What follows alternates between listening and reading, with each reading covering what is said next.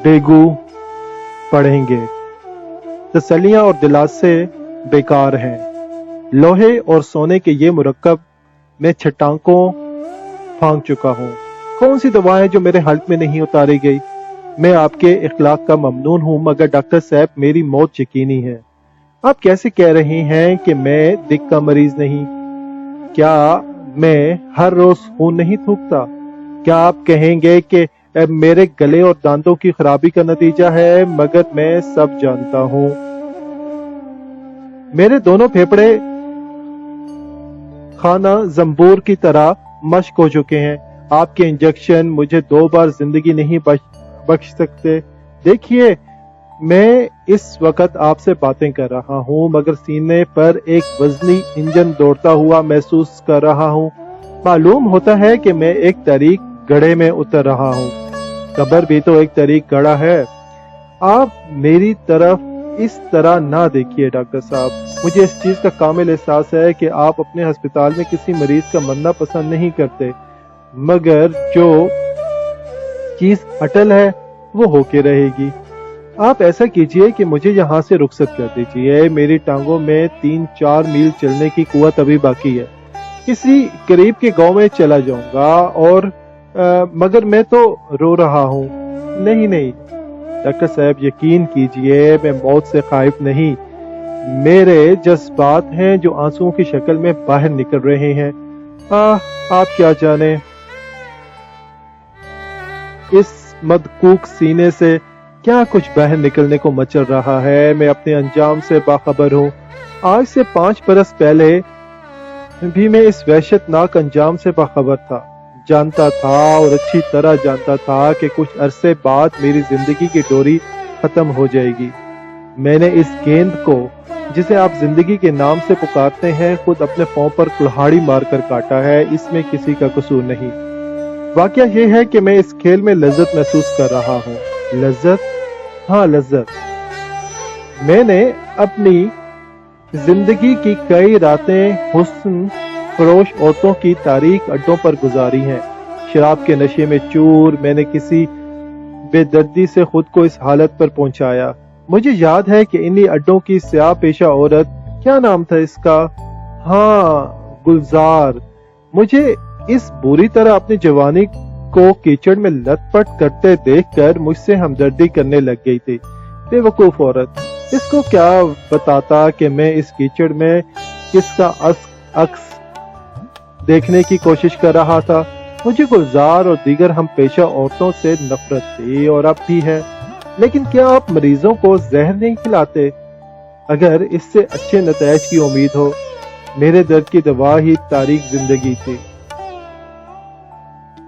मैंने बड़ी कोशिशों और मुसीबतों के बाद इस अंजाम को बुलाया है, जिसको कुछ रुदात आपने मेरे सराहने एक तख्ता पर लिख कर लटका रखी है। मैंने इसको इंतजार में एक एक घड़ी किस बेताबी से काटी है। कुछ ना पूछिए, लेकिन अब मुझे दिली तस्कीन हासिल हो चुकी है। मेरी जिंदगी का मकसद पूरा हो गया है। मैं दिक और सिल का मरीज हूँ। इस मर्ज ने मुझे खोखला कर दिया है। आप हकीकत का इजहार क्यों नहीं कर देते? बखुदा इससे मुझे और तस्कीन हासिल होगी। मेरा आखिरी सांस आराम से निकलेगा। हाँ डॉक्टर साहब, तो ये बताइए, क्या आखिरी लम्हात वाकई तकलीफ देह होते हैं? मैं चाहता हूँ मेरी जान आराम से निकले। आज मैं वाकई बच्चों की सी बातें कर रहा हूँ। आप अपने दिल में यकीनन मुस्कुराते होंगे कि मैं आज मामूल से बहुत ज्यादा बातूनी हो गया हूँ। दिया मुझे जब बुझने के करीब होता है तो इसकी रोशनी तेज हो जाया करती है। क्या मैं झूठ कह रहा हूँ? आप तो बोलते ही नहीं, और मैं हूँ कि बोले जा रहा हूँ। हाँ हाँ बैठिए, मेरा जी चाहता है कि आज किसी से बातें किए जाओ। आप ना आते तो खुदा मालूम मेरी क्या हालत होती। आपका सफेद सूट आंखों को किस कदर भला मालूम हो रहा है। कफन भी इसी तरह साफ सुथरा होता है। फिर आप मेरी तरफ इस तरह क्यों देख रहे हैं? आपको क्या मालूम कि मैं मरने के लिए किस कदर बेताब हूँ। اگر مرنے والوں کو کفن خود پہننا ہو تو آپ دیکھتے میں اس کو کتنی جلدی اپنے گرد لپیٹ لیتا۔ میں کچھ عرصہ اور زندہ رہ کر کیا کروں گا کہ وہ مر چکی ہے، میرا زندہ رہنا فضول ہے۔ میں نے اس موت کو بہت مشکلوں کے بعد اپنی طرف آمادہ کیا ہے، اور اب میں اس موقع کو ہاتھ سے جانے نہیں دے سکتا۔ وہ مر چکی ہے، اب میں بھی مر رہا ہوں۔ میں نے اپنی سنگ دلی، وہ مجھے سنگ دل کے نام سے پکارا کرتی تھی، کی قیمت ادا کر دی ہے، اور خدا گواہ ہے کہ اس کا کوئی سکہ بھی کھوٹا نہیں۔ میں 5 سال تک ان کو پرکھتا رہا ہوں۔ میری عمر اس وقت 25 برس کی ہے، اور آج سے ٹھیک 7 سال پہلے میری اس سے ملاقات ہوئی تھی۔ ان 7 برسوں کی روداد کتنی حیرت افزا ہے۔ اگر کوئی شخص اس کی تفصیل کاغذوں پر پھیلا دے تو انسانی دلوں کی داستانوں میں کیسا دلچسپ اضافہ ہو۔ دنیا ایک ایسے دل کی دھڑکن سے آشنا ہوگی جس نے اپنی غلطی کی قیمت خون کی ان تھوکوں میں ادا کی ہے، جنہیں آپ ہر روز جلاتے رہتے ہیں کہ ان کے جراثیم دوسروں تک نہ پہنچے۔ آپ میری بکواس سنتے سنتے کیا تنگ تو نہیں آ گئے؟ خدا معلوم کیا کیا کچھ بکتا رہا ہوں۔ تکلف سے کام نہ لیجیے، آپ واقعی کچھ نہیں سمجھ سکتے، میں خود کچھ نہیں سمجھ سکا۔ صرف اتنا جانتا ہوں کہ بٹوت سے واپس آ کر میرے دل و دماغ کا جوڑ ہل گیا تھا۔ اب یعنی آج جب کہ میرے جنون کا دور ختم ہو چکا ہے اور موت کو چند قدم کے فاصلے پر دیکھ رہا ہوں، مجھے یوں محسوس ہوتا ہے کہ وہ وزن جو میری چھاتی کو دابے ہوئے تھا ہلکا ہو گیا ہے، اور میں پھر زندہ ہو رہا ہوں۔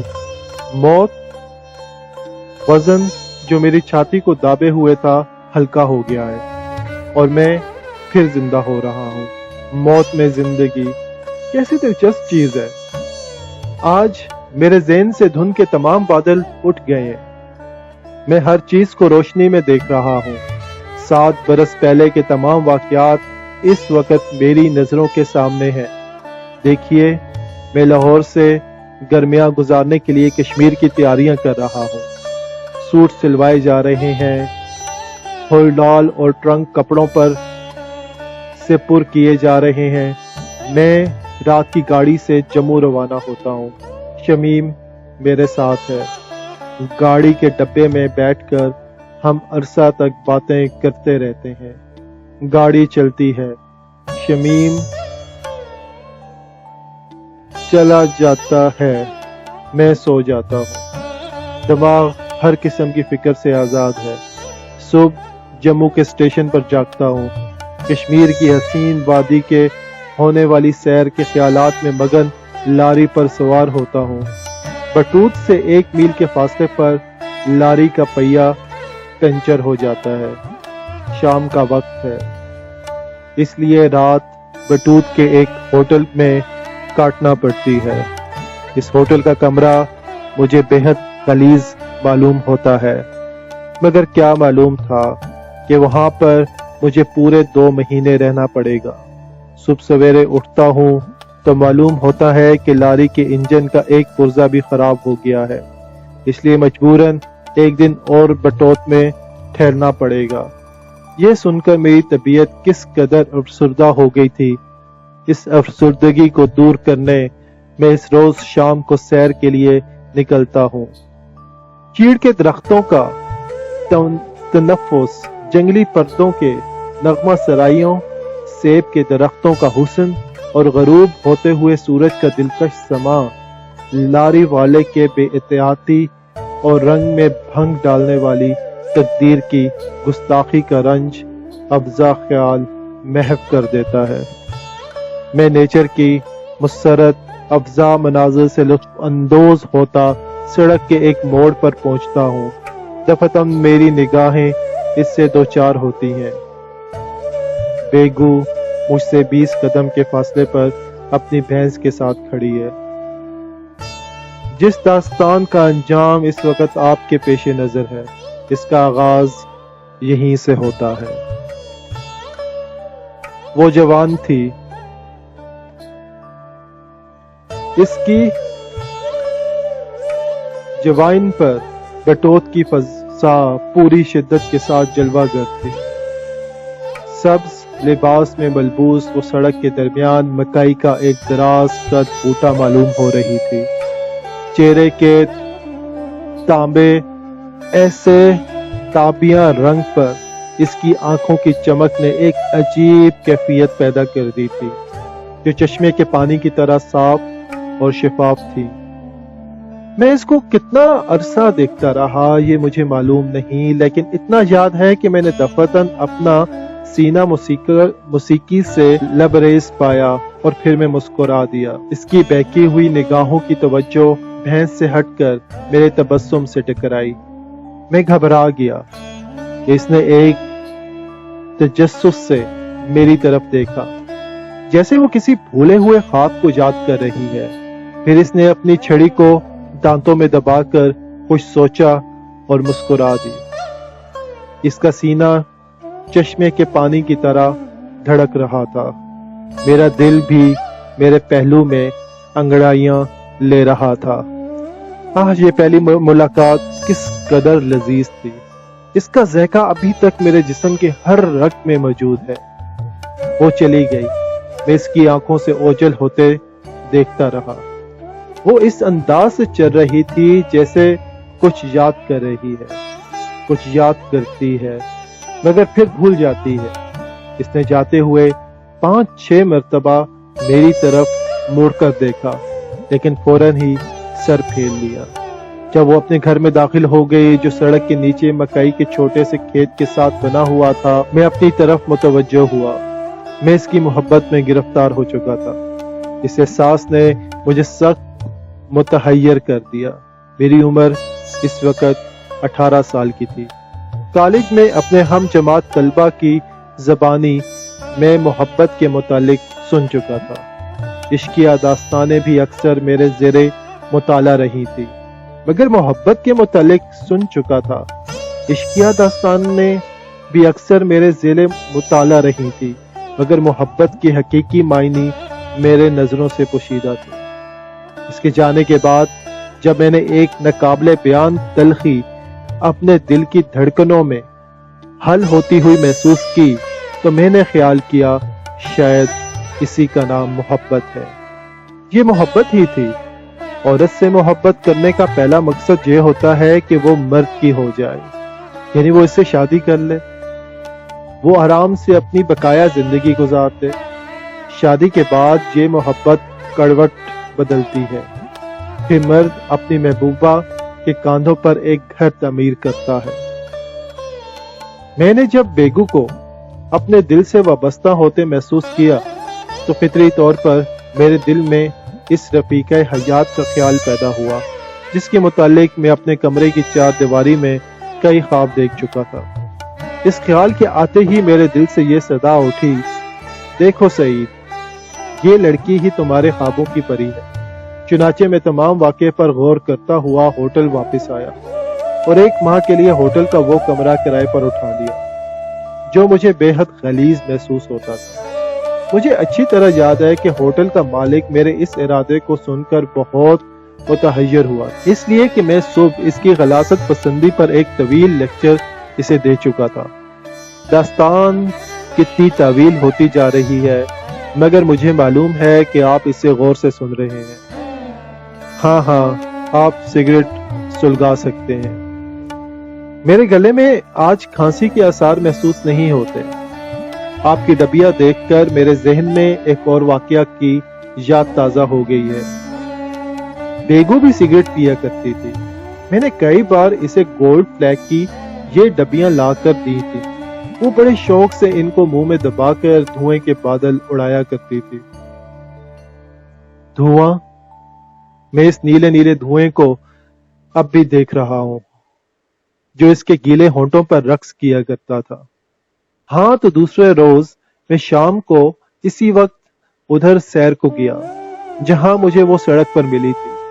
देर तक सड़क के एक किनारे पत्थरों की एक दीवार पर बैठा रहा, मगर वो नजर ना आई। उठा और टहलता आगे निकल गया। सड़क के दाएं हाथ ढलवान थी जिस पर चीड़ के दरख्त उगे हुए थे। बाएं हाथ बड़े बड़े पत्थरों के कटे फटे सर उभर रहे थे। इन पर जमी हुई मिट्टी के ढलवान में घास उगी हुई थी। हवा ठंडी और तेज थी। चीड़ के तागानुमा पत्तों की सरसराहट कानों को बहुत भली मालूम होती थी। जब मोटर मुड़ा तो दफतन मेरी निगाहें सामने उठी। मुझसे 100 गज के फासले पर वो अपनी भैंस को एक संगीन हौज में पानी पिला रही थी। मैं करीब पहुंचा मगर इसकी नजर भर को देखने की जुर्रत ना कर सका और आगे निकल गया। और जब वापस मुड़ा तो वो घर जा चुकी थी। अब हर रोज इसी तरह सैर को जाना मेरा मामूल हो गया था, मगर 20 रोज तक मैं इससे मुलाकात ना कर सका। मैंने कई बार बाउली पर पानी पीते वक्त इससे हम कलाम होने का इरादा किया, मगर जबान गुंग हो गई, कुछ बोल ना सका। करीबन हर रोज मैं इसको देखता, मगर रात को जब मैं तस्वुर में इसकी शक्ल देखना चाहता तो एक धुंध सी छा जाती। ये अजीब बात है कि इसकी शक्ल को इसके बावजूद इसे हर रोज देखता था, भूल जाता था। 20 दिनों के बाद एक रोज 4 बजे के करीब जबकि मैं एक बाउली के ऊपर चीड़ के साए में लेटा था, वो एक 4 साल लड़के को लेकर ऊपर चढ़ी। इसको अपनी तरफ आता देखकर मैं सख्त घबरा गया। दिल में यही आई कि वहां से भाग जाऊं, लेकिन इसकी संगत में ना रही। वो मेरी तरफ देखे बगैर आगे निकल गई। क्योंकि इसके कदम तेज थे इसलिए लड़का पीछे रह गया। मैं उठकर बैठ गया। इसकी पीठ मेरी तरफ थी। दफतन लड़के ने एक चीख मारी और चश्मों जदन में चीड़ के खुश्क पत्तों पर से फिसलकर नीचे आ रहा। मैं फौरन उठा, भागकर इसे अपने बाजुओं में थाम लिया। चीख सुनकर वो मुड़ी और दौड़ने के बढ़े हुए कदम रोककर आहिस्ता आहिस्ता मेरी तरफ आई। अपनी जवान आंखों से मुझे देखा और लड़के से ये कहा, खुदा जाने तुम क्यों गिर पड़ते हो। मैंने गुफ्तगू शुरू करने का एक मौका पाकर इससे कहा, बच्चा है, इसकी उंगली पकड़ लीजिए। इन पत्तों ने खुद मुझे कई बार औंधे मुंह गिरा दिया है। ये सुनकर वो खिलखिलाकर हंस पड़ी। आपकी हैट तो खूब लुढ़कियां खाई होंगी, आप हंसती क्यों हैं? किसी को गिरते देखकर आपकी तबीयत इतनी शाद क्यों होती है? जो किसी रोज आप गिर पड़ी तो वो घड़ा जो हर रोज भरकर आप शाम के वक्त आप घर ले जाती हैं, किस बुरी तरह जमीन पर गिरकर टुकड़े टुकड़े हो जाएगा। मैं नहीं गिर सकती। ये कहते हुए उसने दफातन नीचे बाउली की तरफ देखा और इसकी भैंस नाले पर बंधे हुए पुल की तरफ खरामा खरामा जा रही थी। ये देखकर इसने अपने हलक से एक अजीब किस्म की आवाज निकाली। इसकी गूंज अभी तक मेरे कानों में महफूज है। किस कदर जवान थी ये आवाज। इसने बढ़कर लड़के को कांधे पर उठा लिया और भैंस को ए छला के नाम से पुकारती हुई चश्म में जदन में नीचे उतर गई। भैंस को वापस मोड़कर इसने मेरी तरफ देखा और घर को चल दी। इस मुलाकात के बाद इसने हम कलाम होने की झिझक दूर हो गई। हर रोज शाम के वक्त बाउली पर या चीड़ के दरख्तों तक मैं इसके से कोई ना कोई बात शुरू कर देता। शुरू में हमारी गुफ्तगू का मौजू भैंस था। फिर मैंने इसे इसका नाम दरियाफ्त किया और उसने मेरे इसके बाद गुफ्तगू का रुख असल मतलब की तरफ आ गया। एक रोज दोपहर के वक्त जब वो नाले में एक बड़े से पत्थर पर बैठे अपने कपड़े धो रही थी, मैं इसके पास बैठ गया। मुझे किसी खास बात का इजहार करने पर तैयार देखकर इसने जंगली बिल्ली की तरह मेरी तरफ घूर कर देखा और जोर जोर से अपनी शलवार को पत्थर पर झटकते हुए कहा, आप कश्मीर कब जा रहे हैं? जहां बटोत में क्या धरा है जो आप यहाँ ठहरे हुए हैं? ये सुनकर मैंने मुस्तफसराना निगाहों से इसकी तरफ देखा, गोया मैं इसके सवाल का जवाब खुद इसकी जबान से चाहता हूँ। इसने निगाहें नीचे कर ली اور مسکراتے ہوئے کہا، آپ سیر کرنے کے لیے آئے ہیں؟ میں نے سنا ہے کشمیر میں بہت سے باغ ہیں، آپ وہاں کیوں نہیں چلے جاتے؟ موقع اچھا تھا، چنانچہ میں نے دل کے تمام دروازہ کھول دیے۔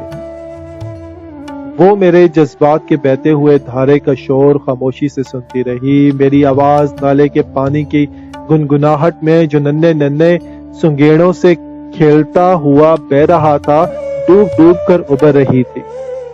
ہمارے سروں کے اوپر اخروٹ کے گھنے درخت میں چڑیاں چہچہا رہی تھی۔ ہوا اس قدر تازہ لطیف تھی کہ اس کا ہر جھونکا بدن پر ایک خوشگوار کپ کپی طاری کر دیتا تھا۔ میں اس سے پورا 1 گھنٹہ گفتگو کرتا رہا اور اس سے صاف لفظوں میں کہہ دیا کہ میں اس سے محبت کرتا ہوں، شادی کا خواہش مند ہوں۔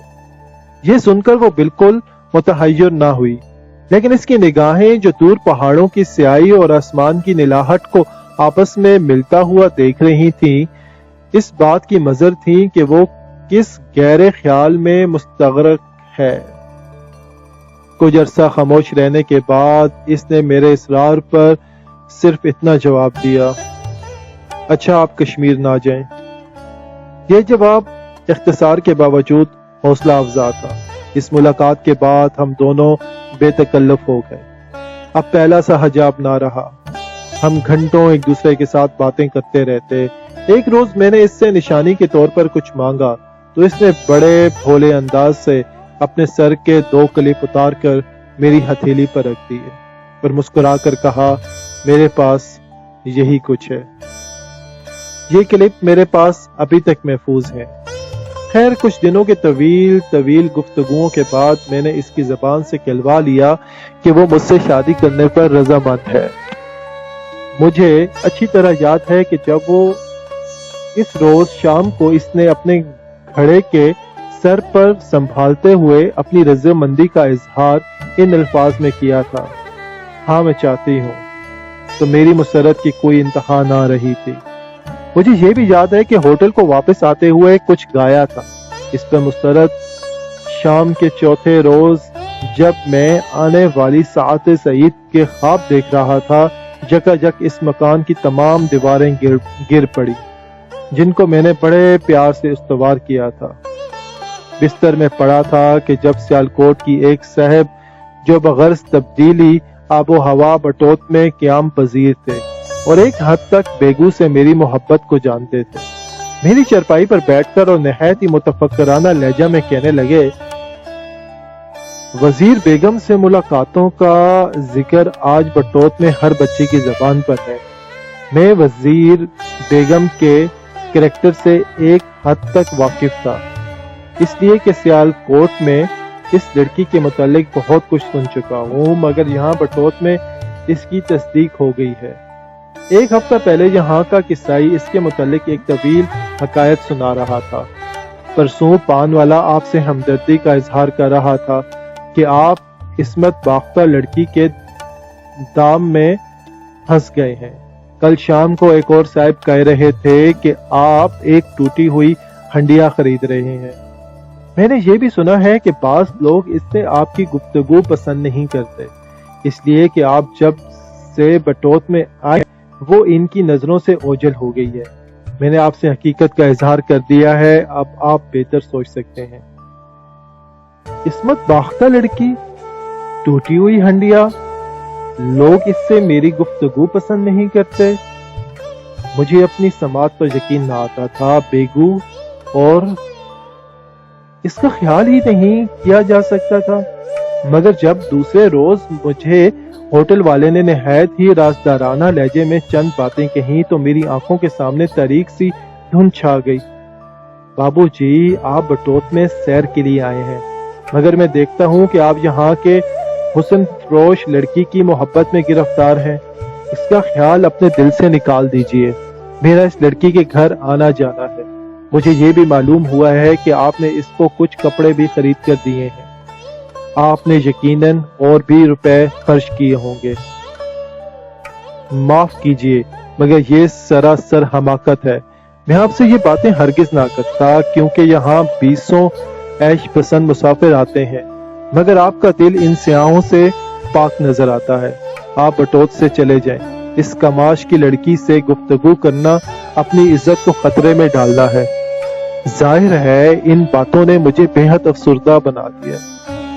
वो मुझसे सिगरेट, मिठाई और इस किस्म की दूसरी मामूली चीजें तलब किया करती थी और मैं बड़े शौक मोहब्बत से इसकी ये ख्वाहिश पूरी किया करता था।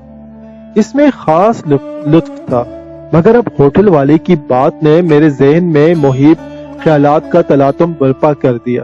गुज़श्ता मुलाकातों के जितने नकूश मेरे दिलो दिमाग में महफूज थे और जिन्हें मैं हर रोज बड़े प्यार से अपने तस्वुर में लाकर एक खास किस्म की मिठास महसूस किया करता था, दफातन तारीख शक्ल इख्तियार करके मुझे इसके नाम ही से अफूनत आने लगी। मैंने अपने जज्बात पर काबू पाने की बहुत सी कोशिश की, मगर बेसूद। मेरा दिल जो एक कॉलेज के तालिब इल्म के सीने में धड़कता था, अपने ख्वाबों की ये बुरी और भयानक ताबीर देखकर चला उठा। इसकी बातें जो कुछ अरसे पहले मुझे बहुत भली मालूम होती थी, रियाकारी में डूबी हुई मालूम होने लगी। मैंने गुज़श्ता वाक़यात, बेगू के नकलो हरकत और इसकी हर जुम्बिश अपने गिरदो पेश के माहौल को पेश नजर रखकर अमीक मुताला किया तो तमाम चीजें रोशन हो गईं। इसका हर शाम को एक मरीज के हाथ दूध लेकर जाना, वहां एक अरसा तक बैठी रहना, बाउली पर किसी न किसी से बेगाना गुफ्तगू, दुपट्टे के बगैर एक पत्थर से दूसरे पत्थर पर उछल कूद, अपने ही उम्र लड़कियों से कहीं ज्यादा शौकी और आजादी। वो यकीनन इस्मत बाख्ता लड़की है। मैंने ये राय मुरतब तो कर ली, मगर आंसुओं से मेरी आंखें गीली हो गईं। खूब रोया, मगर दिल का बोझ हल्का ना हुआ। मैं चाहता था कि एक बार और आखिरी बार इससे मिलूं और इसके मुंह पर तमाम गुस्से की थूक दूं। यही सूरत थी जिससे मुझे कुछ सुकून हो सकता था। चुनाचे मैं शाम को बाउली की तरफ गया। वो पगडंडी पर अनार की झाड़ियों के पीछे बैठी मेरा इंतजार कर रही थी। इसको देखकर मेरा दिल किस कदर कुड़ा। मेरा हल्क इस रोज की तलखी कभी फरामोश नहीं कर सकता। इसके करीब पहुंचा और पास ही एक पत्थर पर बैठ गया। छला इसकी भैंस, इसका बछड़ा चंद गजों पर बैठा जुगाली कर रहा था। मैंने गुफ्तगू का आगाज करना चाहा, मगर कुछ कह न सका। गुस्से और अफसुर्दगी ने मेरी जबान पर कुफल लगा दिया। मुझे खामोश देखकर इसकी आंखों की चमक मांद पड़ गई, जैसे चश्मे के पानी में किसी ने अपने मिट्टी भरे हाथ धो दिए। फिर वो मुस्कुराई। ये मुस्कुराहट मुझे किस कदर मसनूई और फीकी मालूम हुई। मैंने सर झुका लिया और संगरेजों से खेलना शुरू कर दिया। शायद मेरा रंग जर्द पड़ गया था। इसने गौर से मेरी तरफ देखा और कहा, आप बीमार हैं? इसका ये कहना था कि मैं बरस पड़ा। हाँ बीमार हूँ, ये बीमारी तुम्हारी दी हुई है, तुम ही ने ये रोग लगाया है।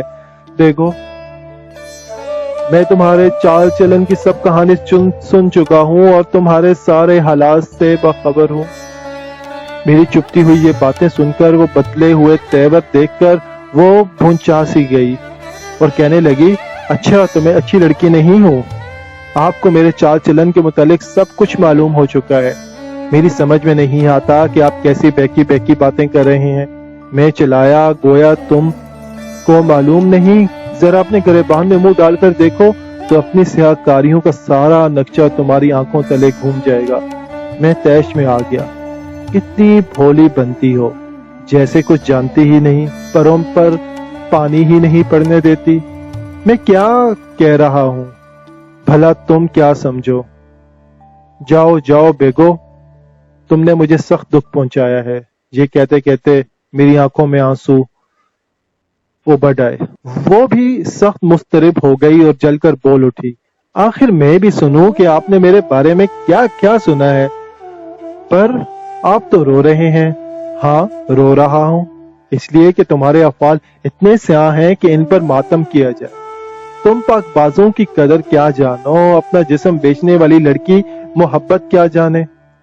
तुम सिर्फ इतना जानती हो कि कोई मर्द आए तुम्हें अपनी छाती से भींचकर चूमना चाटना शुरू कर दे, और जब सैर हो जाए तो अपनी राह ले। क्या यही तुम्हारी जिंदगी है? मैं गुस्से की शिद्दत में दीवाना हो गया था। जब इसने मेरी जबान से इस किस्म के सख्त कलमात सुने तो इसने ऐसा जाहिर किया जैसे इसकी नजरों में सब गुफ्तगू एक मुअम्मा है।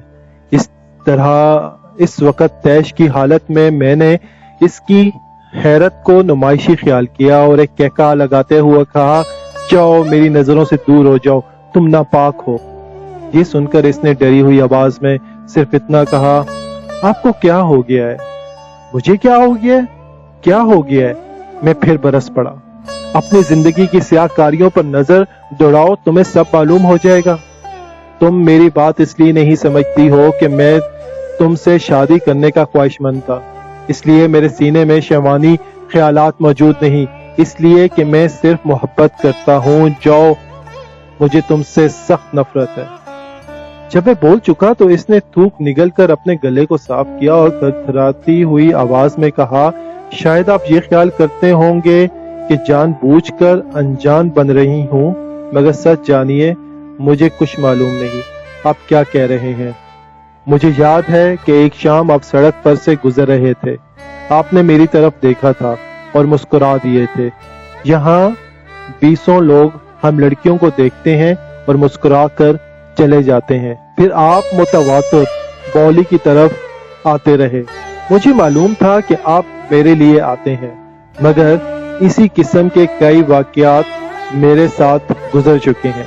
एक रोज आपने मेरे साथ बातें की और इसके बाद हम दोनों एक दूसरे से मिलने लगे।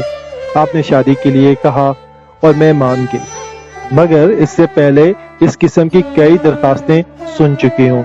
जो मर्द भी मुझसे मिलता है दूसरे तीसरे रोज मेरे कान में कहता है, बेगू देख, मैं तेरी मोहब्बत में गिरफ्तार हूँ, रात दिन तू मेरे दिलो दिमाग में बसी रहती है। आपने मुझसे यही कहा?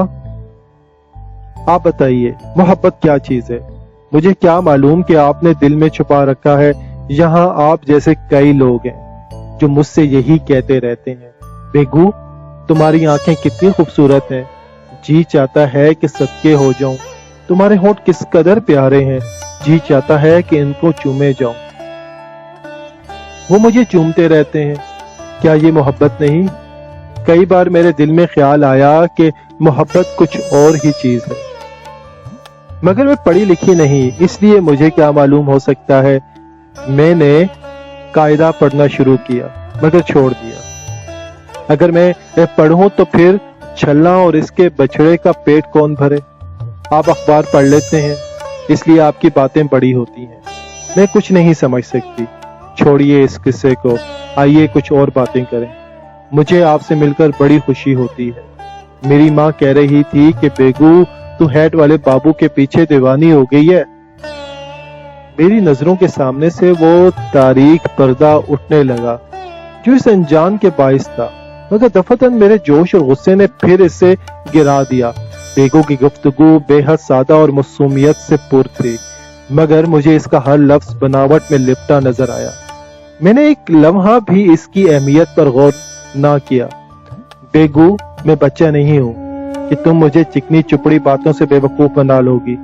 मैंने गुस्से में इससे कहा, ये फरेब किसी और को देना। कहते हैं कि झूठ के पांव नहीं होते।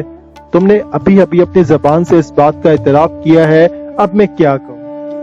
नहीं नहीं कहिए, इसने कहा। कई लोग तुम्हारे मुंह को चूमते रहे हैं, तुम्हें शर्म आनी चाहिए। हाय, आप तो समझते ही नहीं। अब मैं क्या झूठ बोलती हूँ? मैं खुद थोड़ा ही इनके पास जाती हूँ और मुंह बढ़ाकर चूमने को कहती हूँ।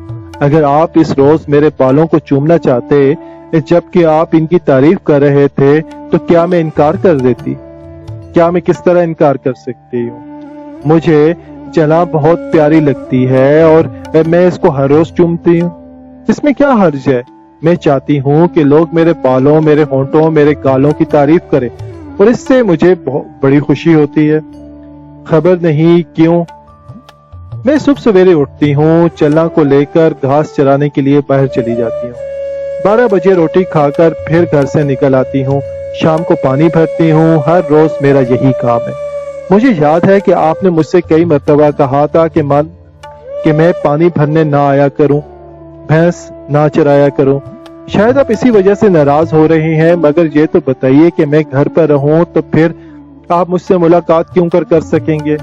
मैंने सुना है कि पंजाब में लड़कियां घर से बाहर नहीं निकलती, मगर हम पहाड़ी लोग हैं, हमारा यही काम है। तुम्हारा यही काम है कि हर राह गुजर से लिपटना शुरू कर दो। तुम पहाड़ी लोगों के चलन मुझसे छुपे हुए नहीं, ये तकरीर किसी और को सुनाना।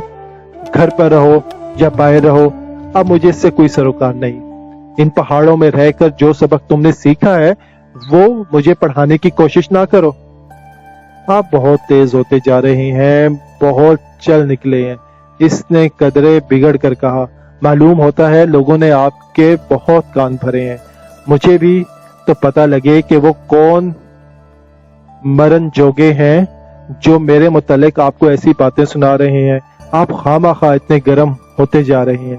ये सच है कि मर्दों के साथ बातें करती हूँ और इनसे मिलती हूँ, मगर ये कहते हुए इसके गाल सुर्ख हो गए, मगर मैंने इसकी तरफ ध्यान ना दिया। एक लम्हा खामोश रहने के बाद वो फिर बोली, आप कहते हैं कि मैं बुरी लड़की हूँ, ये गलत है। मैं पगली हूँ, सचमुच पगली हूँ। कल आपके जाने के बाद मैं पत्थर पर बैठकर देर तक रोती रही। जाने क्यों? ऐसा कई दफा हुआ है कि मैं घंटों रोया करती हूँ। आप हंसेंगे, मगर मैं इस वक्त भी मेरा जी चाहता है कि यहाँ से उठ भागूं और इस पहाड़ी की चोटी पर भागती हुई चढ़ जाऊं और फिर कूदती फांदती नीचे उतर आऊं।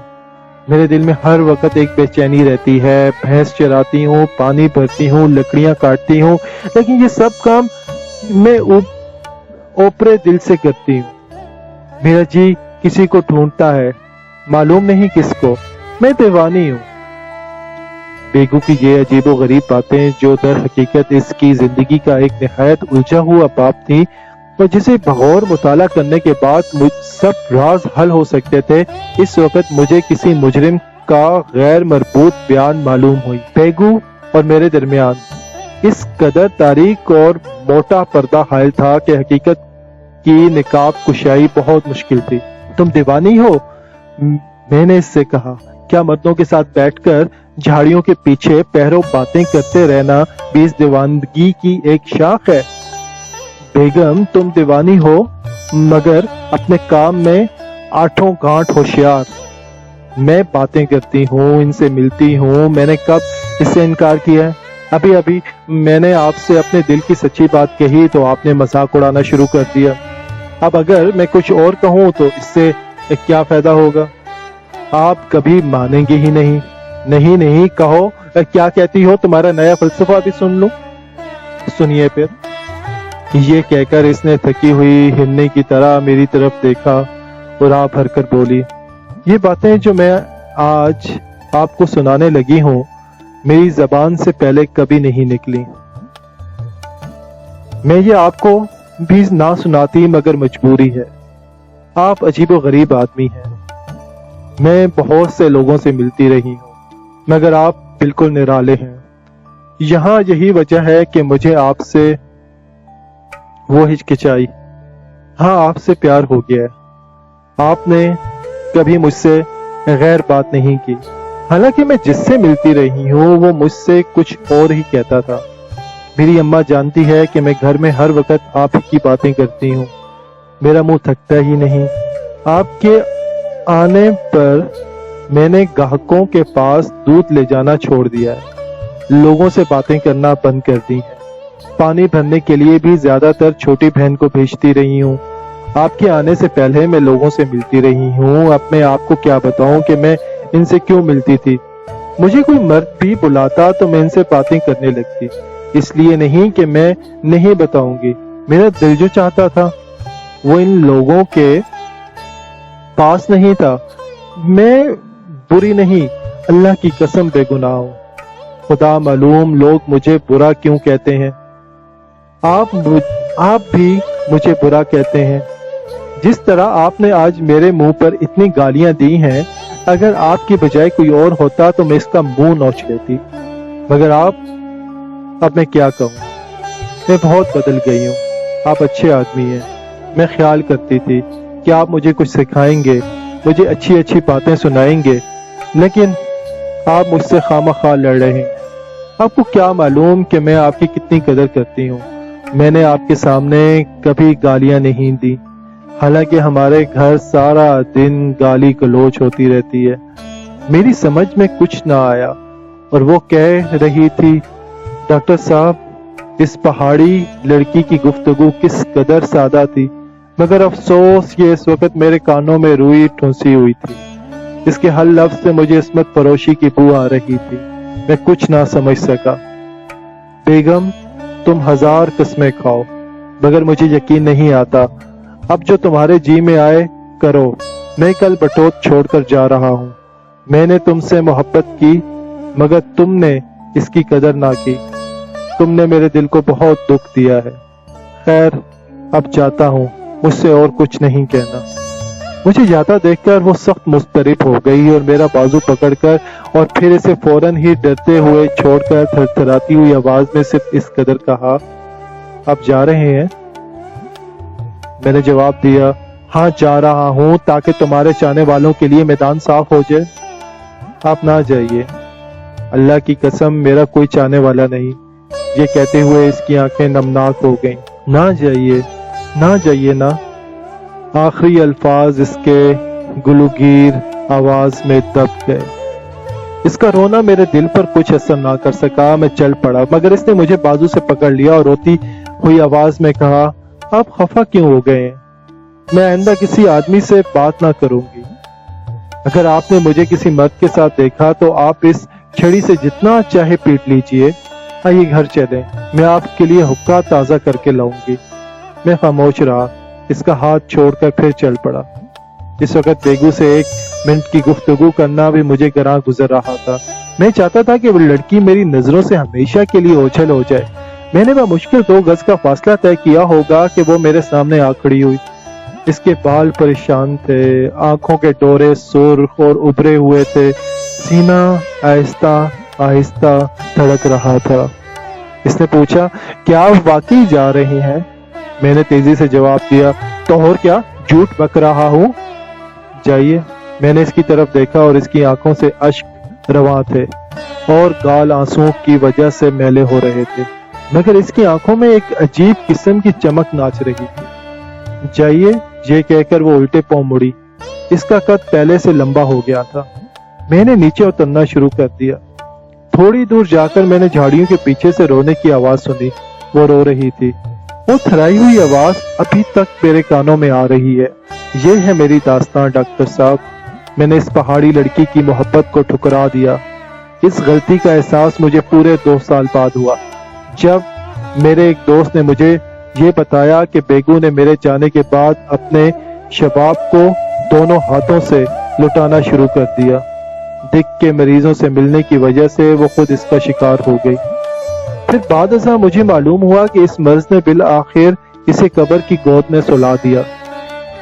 اس کی موت کا باعث میرے سوا اور کون ہو سکتا تھا؟ وہ زندگی کی شاہراہ پر اپنا راستہ تلاش کرتی تھی، مگر میں اس کے بھول بھلائیوں میں چھوڑ کر بھاگ آیا، جس کا نتیجہ یہ ہوا کہ وہ بھٹک گئی۔ میں مجرم تھا، چنانچہ میں نے اپنے لیے وہی موت تجویز کی جس سے وہ دوچار ہوئی۔ وہ وزن جو میں 5 سال اپنی چھاتی پر اٹھائے پھرتا رہا ہوں، خدا کا شکر ہے اب ہلکا ہو گیا ہے۔ میں مریض کی داستان خاموشی سے سنتا رہا۔ وہ بول چکا تو پھر بھی خاموش رہا۔ میں نہیں چاہتا تھا کہ اس کے جذبات پر رائے زنی کروں، چنانچہ وہاں سے اٹھ کر چلا گیا۔ مجھے کئی مریضوں کی داستانیں سننے کا اتفاق ہوا ہے، مگر یہ نہایت عجیب و غریب اور پر اسرار داستان تھی۔ وہ مریض بیماری کی وجہ سے ہڈیوں کا ڈھانچہ رہ گیا تھا، مگر حیرت ہے کہ اس نے اپنے طویل بیان کو کس طرح جاری رکھا۔ صبح کے وقت میں اس کا ٹیمپریچر دیکھنے کے لیے آیا، مگر وہ مر چکا تھا۔ سفید چادر اوڑھے وہ بڑے سکون سے سو رہا تھا۔ جب اس کو غسل دینے لگے تو ہسپتال کے ایک نوکر نے مجھے بلایا اور کہا، ڈاکٹر صاحب، اس کی مٹھی میں کچھ ہے۔ میں نے اس کی بند مٹھی کو آدھا کھول کر دیکھا، لوہے کے 2 کلپ تھے۔ اس کی بیگو کی یادگار۔ ان کو نکالنا نہیں، یہ اس کے ساتھ ہی دفن ہوں گے۔ میں نے غسل دینے والوں سے کہا اور دل میں غم کی ایک عجیب و غریب کیفیت لیے دفتر چلا گیا۔